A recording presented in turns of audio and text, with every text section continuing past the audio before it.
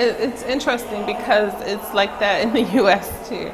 The whole, and it's beautiful. I mean, as Black folks, we should be happy with the whole range of Blackness, But I think that one of the things is that we have to get beyond that. We have to get into really what's inside and what's internally inside of us politically, because a lot of times people look at an individual. For instance, in the U.S., there was a time when you'd see somebody with locks or dreadlocks and you think that they possess a certain politic. No, it's simply, for some people, it's simply fashion. There was also one of the early Black Panther members, H. Rap Brown, had made a statement years ago because, Black men would process their hair or straighten their hair. And he was like, I would rather deal with a Black man with processed hair than a processed mind. And so I'm like, we can't accept that simply looking at an individual, whether their hair's straight, kinky, curly, whatever, demonstrates their politics. We have to look at what's internal and what's inside of folks to begin to understand where their head is really at politically. Because I think that the other thing is that for us, skin color and hair, those things have been made political. And there was a time when I think that had meaning, because there was a time, and it still exists, that where you see Black folks lightening their skin, things like that, to fit into society. But I think that we can't stop there. We can't make these assumptions anymore. Things are not as black and white as they once were. One of the main things we've done recently is to occupy or take a house that was owned by the city of Baltimore. It's in the community where Freddie Gray was arrested. We have been working in that community for probably 3 years or so. So prior to him being arrested and killed, we were working there. But we took a property from the city and occupied it, and we're using it to do farming, because that's one of the things that a skill that Black people in the U.S. once had, because we came from rural areas. Prior to World War II, most of us were coming from rural areas. Now we live in cities and have lost that skill, but we need to develop sustainable systems, and farming is going to have to be part of that. In many of those communities, there's no fresh food. It's all processed. It's sold in stores that charge maybe a 5 to 10 times, markup. The interesting thing right now in the U.S. is that Black women are going to prison at a faster rate than men.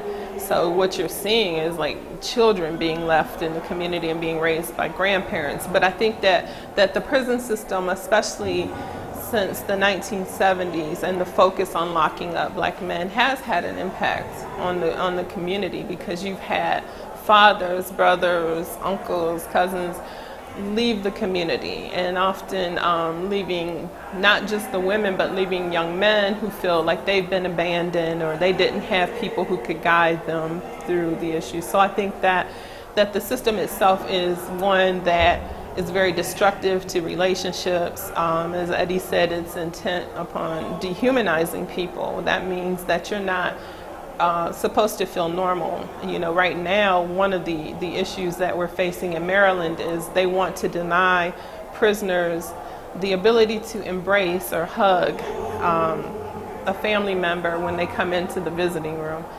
And I'm like, that's just insane. Sometimes that's the only intimacy that couples have. That's the only time that a child has that level of parental intimacy. So it's a system that is really just destructive to relationships. Like, I have 4 children too, so and usually I put that out front, because I think that, to me, that's a great thing. And the way that motherhood has been viewed often has been viewed as a hindrance and not something that we should be holding up and proud of. Not all women want to be mothers either, I understand that, but as a mother, I'm really proud of that aspect of who I am.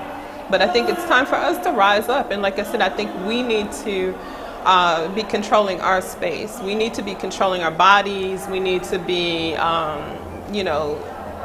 pushing and demanding and assertive with what our wants are for us, because we have very unique, I guess, issues too. I mean, you know, we're not men, we're not the same. There are things that we have suffered that men have not necessarily suffered in the same way, even when you look at race.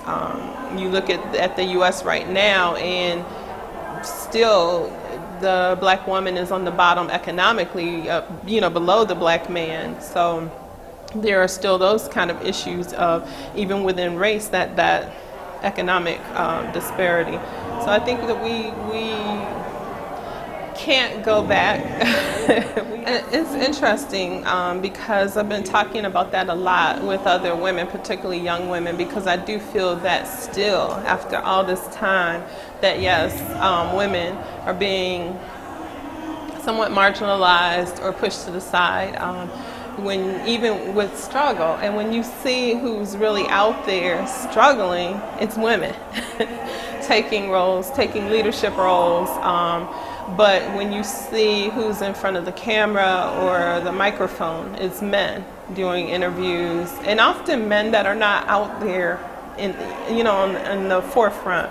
And so I think it's a bigger problem now, because, like, you know, I'm 51, so I've lived a number of years and seen a few different phases of movement. I feel like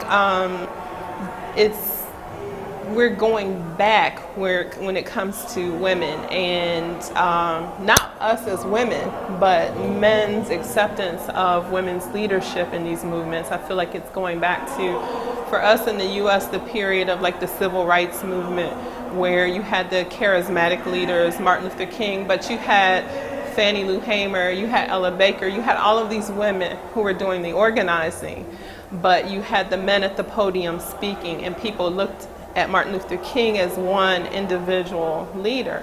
I feel like there's a spirit to the young women now, though, that I think that they will shut it down. I don't think that they're going to accept it. And I'm hopeful, because it's destructive. It's just as destructive as marginalizing black folks or Latinos or whoever, you know. So I think we have to really be aware of that. And I think that young women have to take their power and make it known, even if it means, okay, we're not going to organize over here because you're not giving us the appropriate space that we need. As a matter of fact, I don't think we should even look to men to give us space. I think we need to take that space or be demonstrative of, like, this is our space.